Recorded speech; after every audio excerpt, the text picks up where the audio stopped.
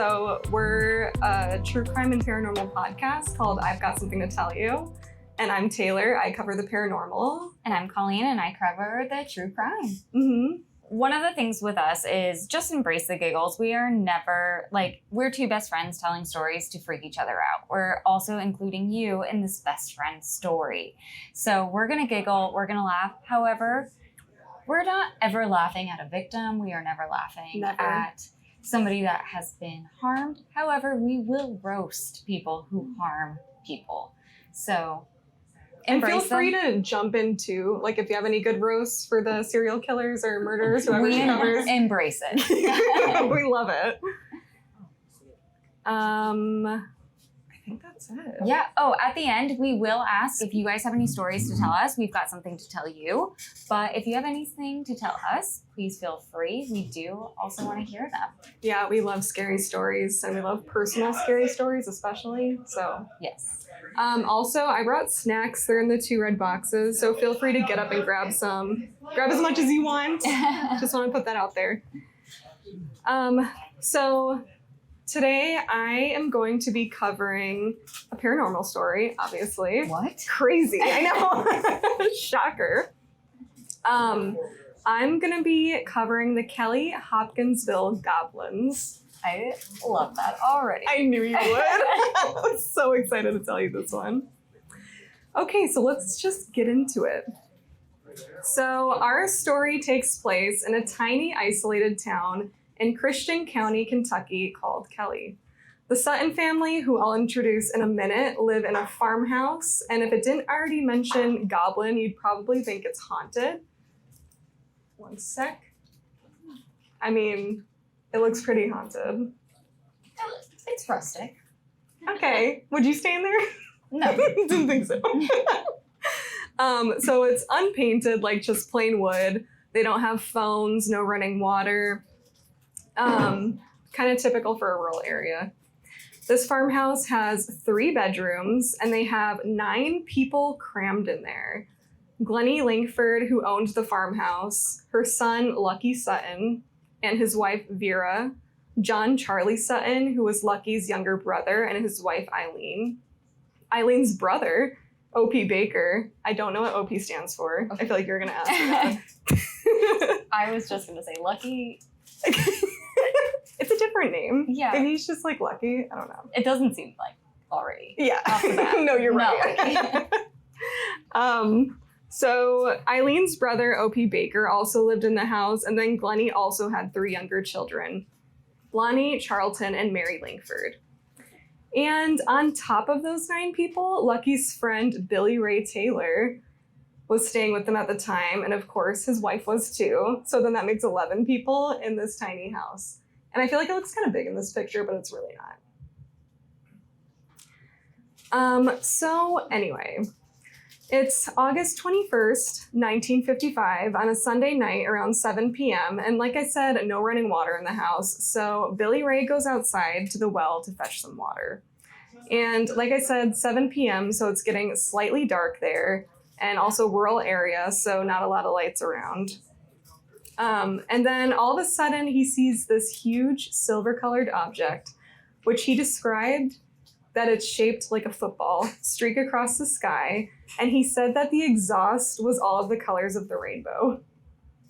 So it's streaking across the sky, and he said it's moving silently, and it passes over the house, and then it comes to an abrupt stop, and it just drops to the ground. So Billy Ray is like, holy shit, and runs back to the house, and he's like, guys, you would not believe what I just saw. And he tells them about the silver-shaped football and all of the rainbows, and the family is kind of like, okay, really?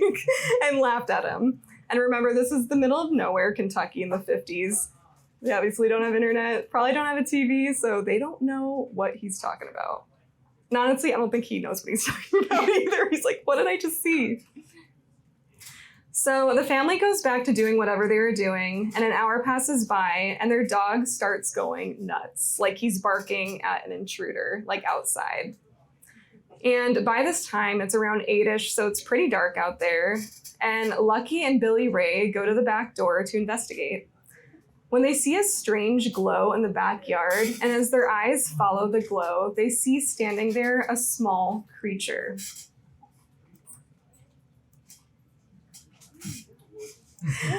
They describe it as being about 3.5 feet tall with an oversized head, and they said the head was perfectly round and he had goblin-like ears. And he also said the eyes were like really spread apart. I see that. There's also like the description, neck, none. Kind of rude. And then the creature also had arms that extended all the way to the ground with hands that looked like talons. And their eyes were oversized and glowing yellow. They also said that in the moonlight, the creature's skin had a weird metallic shine to it, like he was like silver or metal. So what do? They grabbed their 20 gauge shotgun, and there's lots of illustrations of this. I know it's not a real picture. And their 22 rifle, and they opened fire on this little goblin. They said, as they shot at it, it did a backflip. Okay, going for gold. What are we doing? So it does the backflip and it scurries into the darkness of the forest, which is like pretty close to them. But I literally just imagine the Matrix. It's like, you think you got me? So then Lucky and Billy Ray run into the house and they're like, guys, you would not believe what just happened. And once again, the family was like, okay, let the joke die already. They didn't believe them. And so I feel like Lucky and Billy were already kind of like, did I really see that? Yeah. Gaslit. Yeah, they gaslit them. So Billy, Ray, and Lucky are kind of on edge, and they just continue on with whatever they're doing again in the house. And they're just sitting there, guns in hand still, because they're like, that thing comes back. I saw that backflip. Not long after that, in their peripheral, they see something peeking through the windows. And then they turn and they see the big eyes and the talons on the window. And they're like, there it is. And immediately shot at it again, blowing out the window screen, this time hitting it, except the family described it as sounding like a bullet hitting metal. The goblin backflipped again, and he took off. Okay, show off. I know. He really is. So now the Sun family's like, okay, I believe you.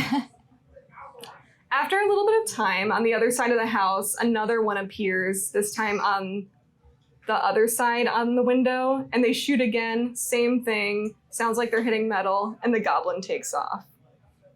So these things were popping out of nowhere, left and right, kind of reminding me of signs.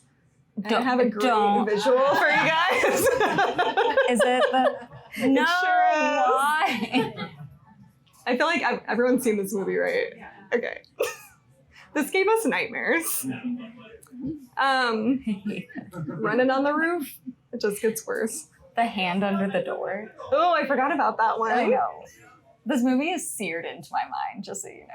I know. I actually first saw this movie in California, like in the movie theater when I was a kid.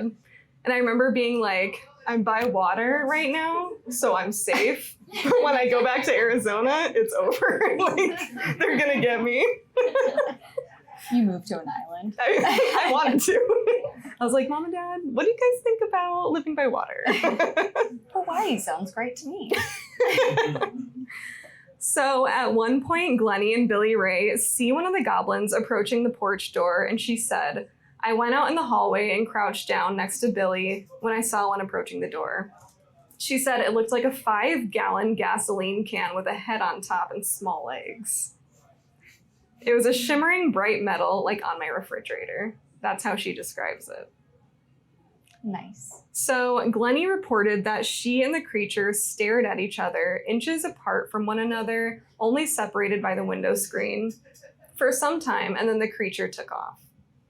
At this time, Billy Ray takes off outside to confront the creature.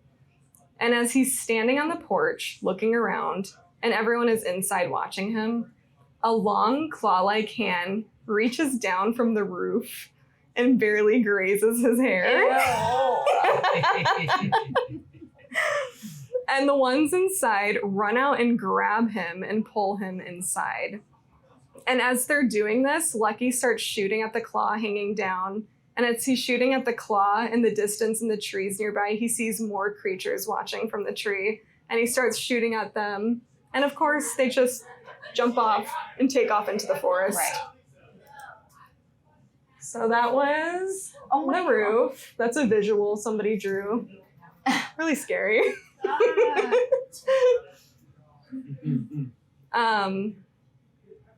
So 4 hours go by, and they're seeing these creatures pop up everywhere. They're hearing them run across the roof, but they just barricade themselves in. And then finally, around midnight, when it seemed quiet, they haven't heard or seen anything, they decide to make a run for it to their cars, and they take off to Hopkinsville Police Station while the coast is clear. So once they get there, all 11 of them, the police officer said one thing for sure is they were terrified. The chief of police, Russell Greenwell, said these aren't the kind of people who normally run to the police for help. What they do is reach for their guns, which, as we know, they did. And then when it didn't work, they're like, oh shit. Like, it's never not worked. So the police officers didn't necessarily believe they were like aliens or goblins, but they knew that the kind of people the Sutton family were, and they knew that they wouldn't just make stuff up. And the fact that they were scared, that was scary on its own. So they were like, okay, you guys were in a gunfight with the last several hours with something. We gotta check it out. So investigators came to the farm along with Hopkinsville police officers, and they also said military police officers, a photographer, and a journalist. They also said as they were driving to the farm, they were seeing what looked like meteors flying through the sky. So they searched the farm top to bottom. However, they couldn't find evidence of aliens, goblins, creatures, nothing. No tiny footprints were found. All they found were bullet holes where the guns had been shot, and then like the shell casings, or what are they called? Yeah. Shell casings? Okay, got like it. if I didn't, like they're telling them that they are shooting at these little goblins and they're like, there's no footprints, I'd be like, they can fly. Even more terrifying. The roof now makes sense. Yes. They just float right up there. So the only thing that the police officers did report that was kind of weird is they said that the grass in some angles looked shinier than other patches of grass. But they were like, I also don't really know. Shiny like a refrigerator, perhaps? I guess. Maybe. And then they also said that he saw a glowing green light deep in the forest, but almost as soon as like he blinked, it was gone. So he was like, I don't know if that was just me or if it was really there. They interviewed neighbors and searched everywhere. The police told Glennie, we're sorry, but there's nothing here. And also a couple things to note, the police officers also found no trace of alcohol in the house and nobody was drunk. And all 11 witnesses described the exact same thing in detail. Because that was probably the first question. Yeah. Have you been drinking? What are you on? Are you okay? So it was around 3:30 in the morning. Glennie got the 3 younger kids ready for bed, and she was lying there with them with her eyes closed. And when she briefly opens her eyes, she sees one standing in the window, eyes glowing, talons on the glass, and she's like, they're back! Got a nice visual of this one too. And then that's like the certified statement. I know you probably can't read it. Sorry. No, I can read. To the police. You can read it. About the people in the back. So it's 1951. So as you would expect, once the story hit the media outlets, the story got out of control. Around this time, science fiction was pretty popular. There were UFO movies coming out, and in these movies, the aliens are always referred to as little green men or something of that nature. So once the story got out, headlines are coming out like little green men invading Kentucky, when they were actually silver or metal, and they were goblins. First of all, respect my name. So the New York Times picked up the story, and that's what they used as little green men, and that's what actually popularized that phrase even more than it already was. Not the New York Times, but it was all in their newspapers in Kentucky. So it wasn't long before the public started trespassing, looking for these little green men. That would be you. It would totally be me. And the Suttons are like, can you guys not, like, they already have, like, the silver goblins trespassing, and now they have, like, random weirdos now we lurking have around. humans doing this. So it ended up getting really bad, and the Suttons were like, you know what? You want to be on our property? Then we're going to profit off of it. So they started charging an admission fee. And then they also charged additional fees for pictures and to interview any of the family members. So you had options when you went there. But then since they profited off of this, the public then turned against them. And they were like, this is a hoax, and you guys are making money off of us now. So they couldn't do anything right in this situation. We literally cannot win. They can't win. So after all of this, like we just said, they could not win. They decided to move. They left Kentucky. So they could be left alone like they originally wanted to. And today, Kelly, Kentucky itself has a festival every year called the Little Green Men Days Festival. And they also have something called Goblin Con.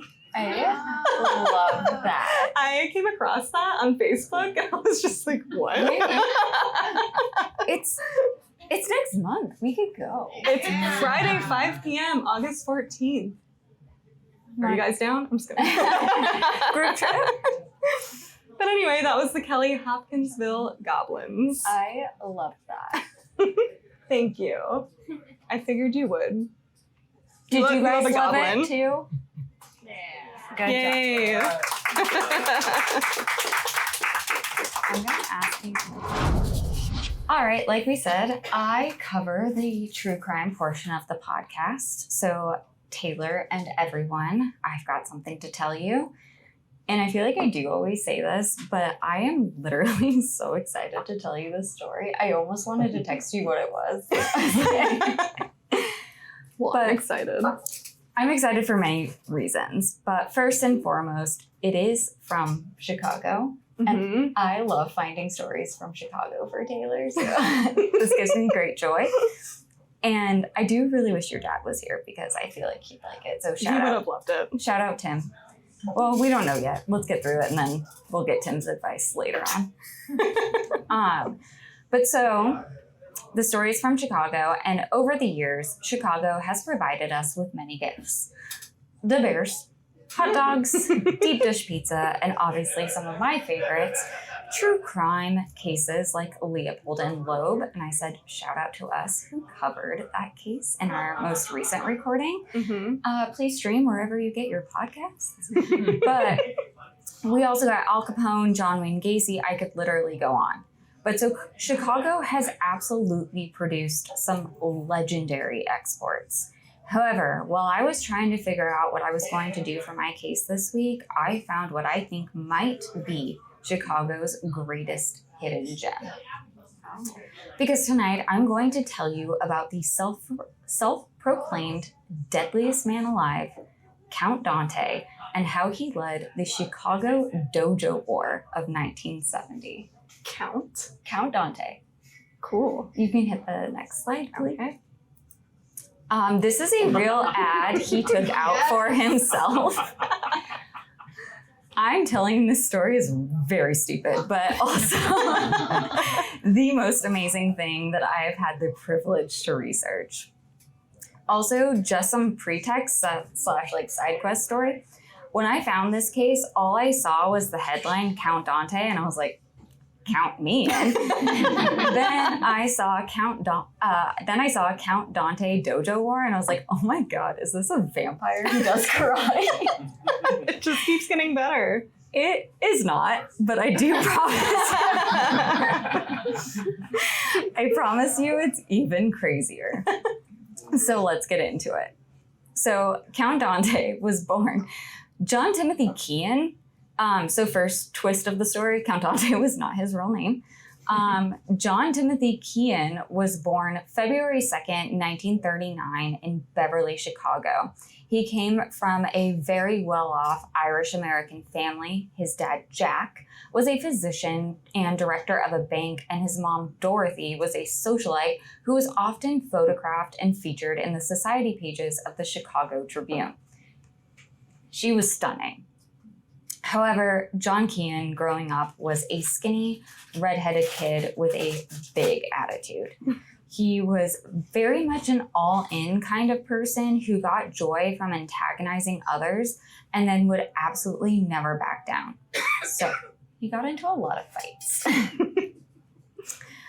One fight in particular was actually with two boys in his neighborhood. Now, they did not brutalize him, but they did torment him and probably beat him up just a little too much. That John Kean said that after that fight, he vowed he would never lose a fight again, which according to him, there have only been 2 fights he's ever lost in his entire life. Wow. The other one is hilarious. But after that, this leads John's dad to sign him up for boxing by the age of 13. So at just 13 years old, John Kean begins training at one of Chicago's most historic boxing gyms, John Kean's Gymnasium. You can hit the slide. So this place is a big deal.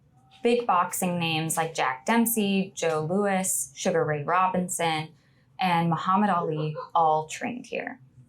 This is also super random, but this gym was so famous that even Ernest Hemingway would fly out to work out and spar there. I was like, okay, old man, I see you. But okay, so John Kean joins this gym at 13, and he is by all accounts very good. He boxes all throughout high school. He gets into weightlifting and kind of like quasi bodybuilding. Mm-hmm. And by the time he's 18, he's over 6 foot and 200 pounds of muscle. Damn. And he's a monster at boxing. And this is the thing that's so important about him is they talk about he was almost like an idiot, but at the same time a genius. And I truly mean that in like a good way, because this guy is bonkers, but he had this ability that once he saw something one time, he could master that technique. So he was a great athlete and a dream to train. But so one day, he's working at his parents' boathouse when he hears something and he realizes it's an intruder. And he is pumped. This is his moment. He's gonna showcase those skills. Oh, he gets like ready to put this boxing training into action. He's like, this is a real life, let's freaking go fight. So John goes to confront this intruder. And by the way, this is 100% real. John Kean rips his shirt off, squares up in his boxing stance, starts bobbing and weaving as he's approaching this intruder. Goes to throw a punch, and the intruder kicks him right in the balls. Oh, no! As he lies on the ground in pain, he is robbed, and the intruder runs off completely unharmed. That is the second fight John Kean claims he's ever lost in his life. Not the shirt being ripped off, too. So he's like, okay, now I really vow to never lose a fight. That was embarrassing. Never happen again. But this is the moment I do think that John Kean, that like this Count Dante character is born. Count Dante hasn't fully emerged yet because it's been kicked up inside of him, but but this is his Spider-Man moment. This was his spider bite. This is his Bruce Wayne slowly becoming Batman. Because I think this is his origin moment. Because after that smash to the nads, John Kean decides he is going to learn every way you can fight, hands and feet, because I honestly don't think he knew kicking was an option until he got we never trained on that one. He's like, I can use both. You're not allowed to do that. And the very first way he's going to do that is join the military. He first joins the Marine Corps Reserves and he gets kicked out pretty much immediately. He went in like, when are we fighting? Let's fight. Who wants to fight? And they were like, we don't love that. And then he was like, well, I don't want to be here anyways. Screw you guys. So he joins the army instead. And while he's in the army, he learns jujitsu and military hand-to-hand combat. And he's like, love this. This is what I've been asking for. As part of his time in the army, he travels and goes to different training facilities to learn fighting styles. He goes to China, Thailand, Cuba. He's jumping from country to country, gaining all this worldly fighting knowledge. He's Mr. Worldwide on an international tour of kicking ass and taking names. But by 1960, he's totally over the army, done with it. He felt they were actually hindering his training. He's like, I have punches to throw. Please stop telling me what to do. I already learned jujitsu. What else do you want from me? Yeah. And he decides he's going to resign. And the best way he decides to resign is to steal a car from the base and go AWOL for an entire month. The army accepts this unhinged yet formal resignation and dishonorably discharged him. John Keane heads back to Chicago, continuing to chase the next fighting style. And at this point, the next hottest thing in the combat community has hit stateside, something Keane had only seen in his travel overseas, and that was the art of karate. Also, once you see this man, you will know he does not say karate. You know this guy's going to say karate. Like, oh, no. Just wait.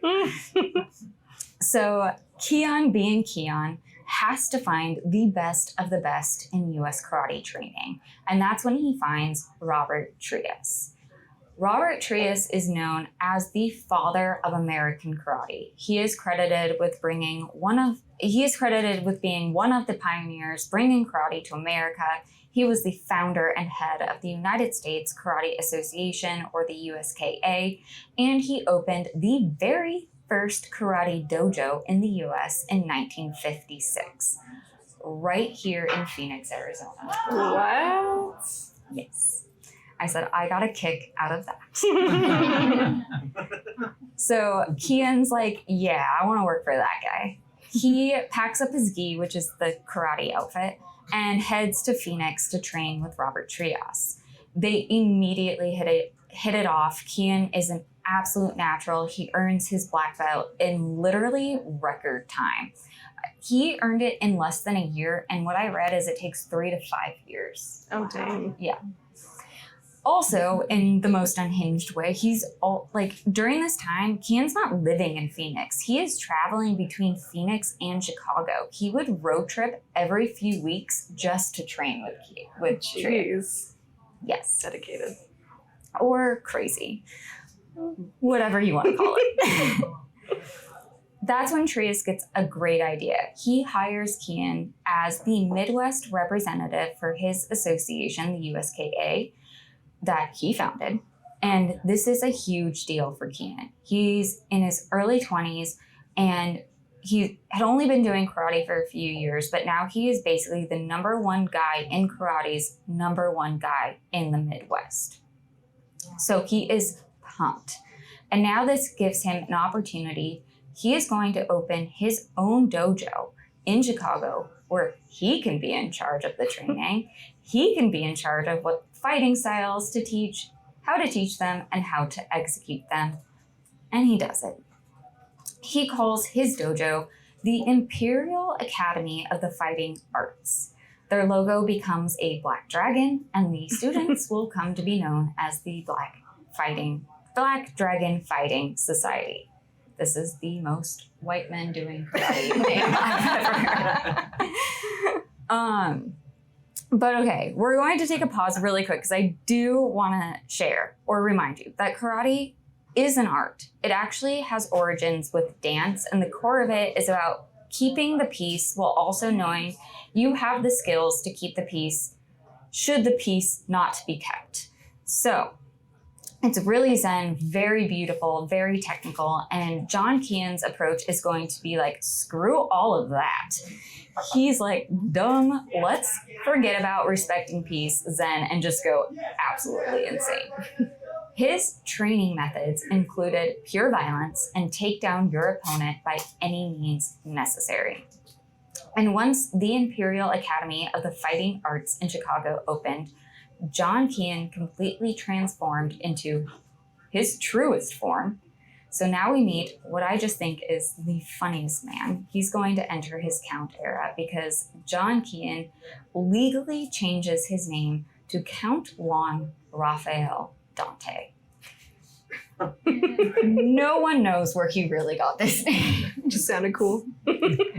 Everything I read, our artist formerly known as John Keane would tell people that Count Dante was actually his real name, yet that has never been confirmed.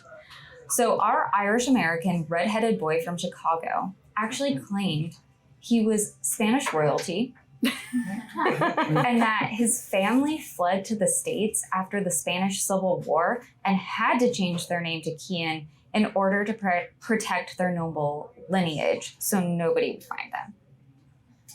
It adds up. Makes sense. I was like, same. I'm also a secret princess. But from here on out, we have the Count Dante. And he commits to the rebrand. He dyes his hair from red to jet black, and he does what I can describe as manscaping a very dramatic facial hair moment. Can we hit the slide, please? I don't want to. I'm just kidding. Oh, sorry, that's it. Next one. Oh, next one?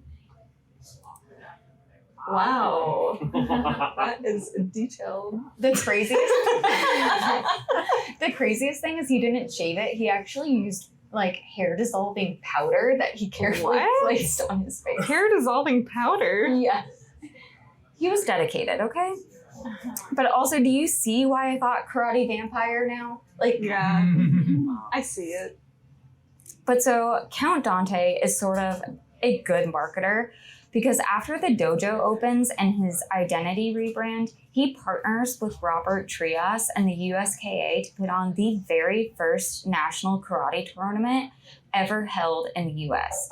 And they are going to hold it in Chicago. So it'll be his first big event to get exposure for his business, the students he's treating, and honestly himself. Mm-hmm. And this thing ends up being huge.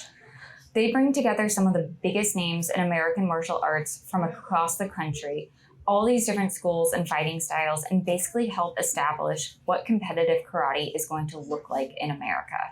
This was monumental for the sport. He even gets enough coverage that Bruce freaking Lee shows up to it. Dang. Yeah. That's crazy. I bet Bruce Lee was like, don't talk to him though. There was one slight problem though, because the karate everyone else has shown up to compete in was vastly different than what Count Dante and his dojo were ready to compete in. So this tournament was meant to be no contact. And no contact tournaments are to show control, holding back, showing that you could land a punch or kick, but it's more about technique, reaction, and speed, and the ability to almost land the hit, but never touch. Count Dante did not believe in almost doing anything. So when his dojo showed up, they had a very different assignment. So it's like all the other dojo students are walking in like, do, do, do, do, do. And his students are walking in like, fucking, let's go. They're ripping their shirts They're off. like heavy metal. Like, yes, no shirts. No shirts allowed. It's dojo. So as soon as the first match begins, it's already clear Dante's students are on a significantly different page. It's literally anarchy. Can you hit the next slide for me?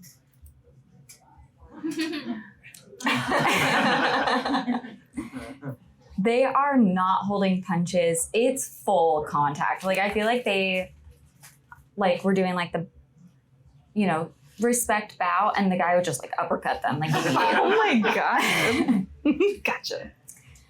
Just to put this into perspective, let's just say we were playing a friendly game of rock, paper, scissors, and I win with rock, but then just punched you in the face. That is like, the guys were just not understanding. So there were no rules. But they eventually do get it under control, get everyone to understand this is not acceptable, and the whole thing ends up being honestly a massive success. However, Trias is pissed at Count Dante because everything Dante just did is basically the exact opposite of what Trias believes karate is supposed to be. You learn how to fight so that you have the ability to defend yourself, but having that ability means you should also have the discipline to know when not to use it. Count Dante took a vastly different approach. He wants violence. He wants students to know exactly how to actually hurt somebody and how to hurt them as quickly as possible. Dante and Trias have a massive falling out over this, and Trias fires Dante from the USKA. But because this tournament was such a huge success, Trias and the USKA already planned to do it again the following year, and despite the falling out with Dante, Trias knows Count Dante has pull. His dojo will be invited, and they will have to face each other again. Which that is terrifying because that means Count Dante has a full year to plan his return. And Dante makes the absolute most out of that year. Here's what happens between 1963 and 1964 as part of Count Dante's training methods. First, Count Dante gets a pet. Slide, please. He adopts a freaking lion cub. He would. We don't know where he got it. And this lion cub was feral. Her name was Aurelia, respect to the lion club, Aurelia. And she was very important to the Dante training program. He would bring her to his dojo, and during sessions, he'd just unleash her. Which again, she's a feral lion, which I had an awe moment because she's very cute, but she's still a lion. Yeah. And so he just without any warning would let a lion out and let her start attacking his teenage students, saying, you should be prepared for anything. Crazy. In addition to avoid the death claws of Aurelia, Count Dante used other props to encourage violence and more violence. In many training sessions, Count Dante would have his students practice self-defense scenarios where one kid was given a knife or even a gun, a real knife or a real gun. And then they would be told to try and hurt their opponent, which the guy with the gun or the knife often had great success. We have one kid with a weapon and the other one trying to karate his way out of it, and the guy with the karate Like, how are you going to lost. karate out of a gun? Yeah, no, it was unhinged. Sometimes, to simulate nighttime attacks, Count Dante would turn all the lights off in his dojo, literally having his students absolutely melee in complete darkness, then turn the lights back on to celebrate the last kid standing. Like, they would, like, literally pretend they're, like, sleeping or something. They would just, like, get knocked out. I also like to imagine that he did this. He just, like, would be like, night fight! Everybody, night fight! Now, Dante didn't stop at just having violence in his training sessions. Oh no. He was a believer in spreading the Dante method to the streets. Because remember, despite his new hairstyle and name, under all that, this was still our red-headed little instigator who loved starting a fight.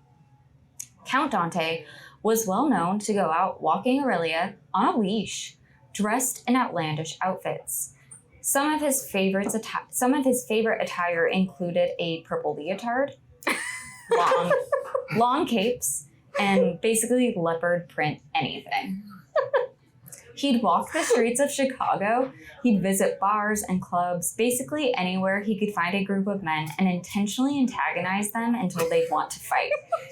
Imagine a guy in a purple leotard and a cape and a lion. Sometimes it did, like, that's what he wanted. He wanted somebody to be like, nice cape, so that he could be like, nice cape what? Like, he just immediately lunged. I was like, Gotham got Batman, Chicago got this guy. So, when the USKA 1964 National Karate Tournament finally comes around, Count Dante and his Black Dragons have reached peak performance and insanity. They enter that tournament with one goal: absolute carnage. And they freaking deliver. This thing goes so sideways so fast. The Black Dragons immediately start pulling the same stuff they did at the previous tournament, absolutely not holding back, but now they've also had a year to aggressively train, so it's bad, real bad. So they are literally punching the teeth out of their opponents. But also their opponents are the same ones they had a year ago, so they're not putting up with this shit again, and they punch back. Good.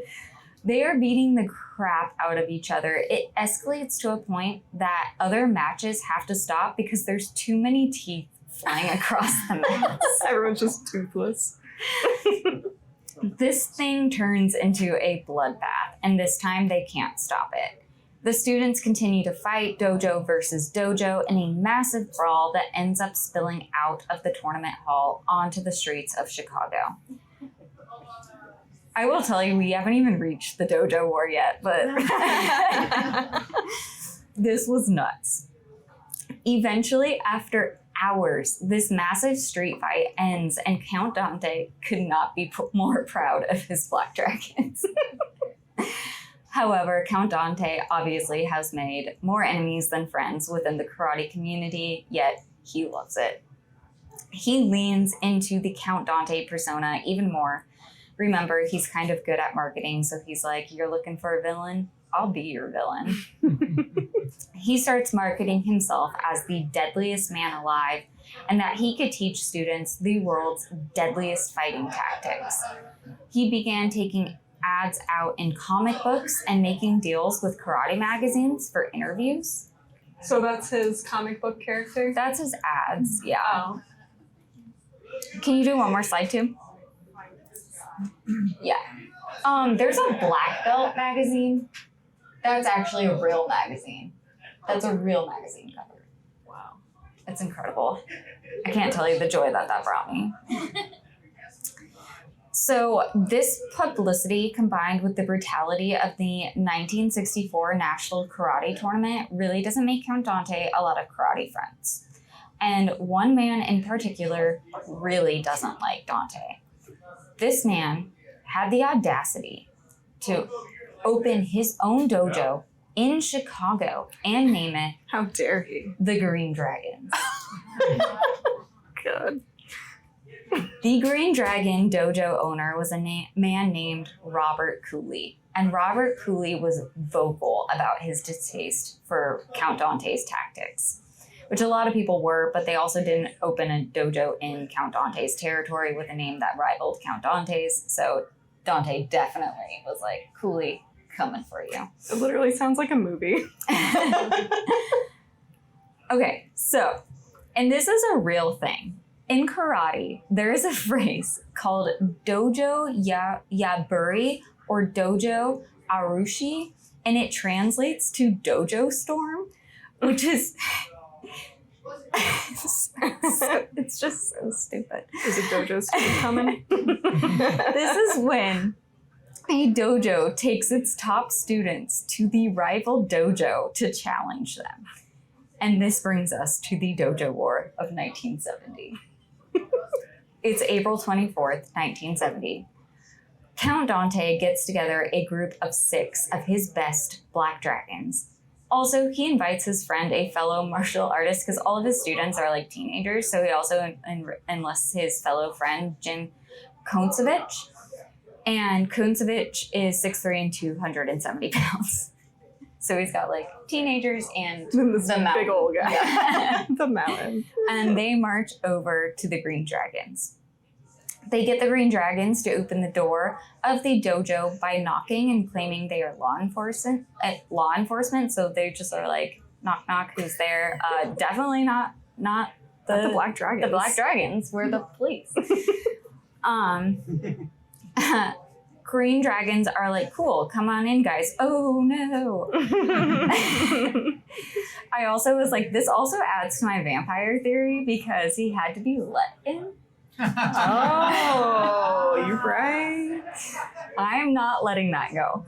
I think you're onto something. I know. But okay, they are let in, and immediately when the Black Dragons enter the dojo, all hell breaks loose. The Black Dragons had come armed. They brought clubs, nunchucks, swords, and they thought this was genius. However, they forgot they are going to another dojo, which would also be equipped with clubs, nunchucks, and probably even swords. Whoopsies. Whoops.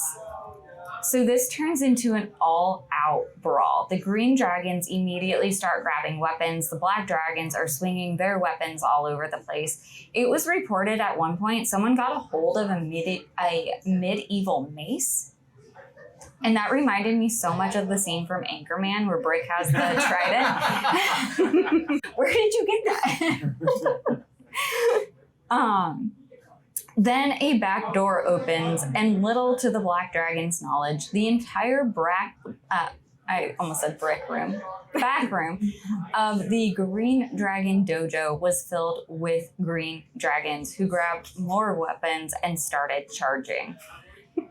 Dante yells out to retreat, and the Black Dragons start fighting their way back out of the dojo. But Dante's muscle, John Kosevich, is stuck in a sea of Green Dragons. I was like this giant guy, and he's just like covered. He's covered in nunchucks. I was gonna say they probably look like the little green goblins. Just like whacking him away. He's like, get out of here. But as Dante turns to look back at his friend from the front door, he sees Jim, and Jim gets stabbed in the neck by one of the Green Dragons with a katana. I said, katana, no. This whole disaster Wait, are the katanas wood, or is it actual sword? It's a sword. It's like a real big sword. Okay. This whole disaster lasted only a matter of minutes, but resulted in the death of Jim Kotsevich, who was only 24 years old. Count Dante and the Green Dragon, who was later identified, were put on trial, or he was put on trial for murder. Count Dante's put on trial for being psycho. But they were both tried for their roles in the 1970 Chicago Dojo War. However, the judge could actually not handle the ridiculousness of both parties. So much so, he did not charge either parties. He just was like, get out of my face. So absolutely zero consequences, except the Dojo War did basically destroy Count Dante's reputation. He did pass away at just 36 years old due to an ulcer that he blamed on the politics of competitive karate. Didn't see that coming. And that, everyone, is the story of Count Dante and the Chicago Dojo War of 1970. That's it. There can't not be a movie of that. I feel like it'd be like a dodgeball type thing. Exactly. I was like, this is that ending scene of Anchorman. But yeah, that was so much fun to research. I highly recommend looking him up or watch his training videos because they are hilarious. It was so much fun to listen to. But thanks, everybody. And like we said at the beginning, if anybody has a story that they want to share with us, you can get up on the mic and tell everyone in the room. Or we can chat after. Exactly. But we also, so these are recorded on our actual podcast. So if you guys want to listen at home, we have tons of episodes. You can stream it anywhere. Or you can follow us on Instagram, TikTok, or YouTube. At IGSTTYpod. Or send us your stories if you don't feel like talking to us. That'll hurt our feelings.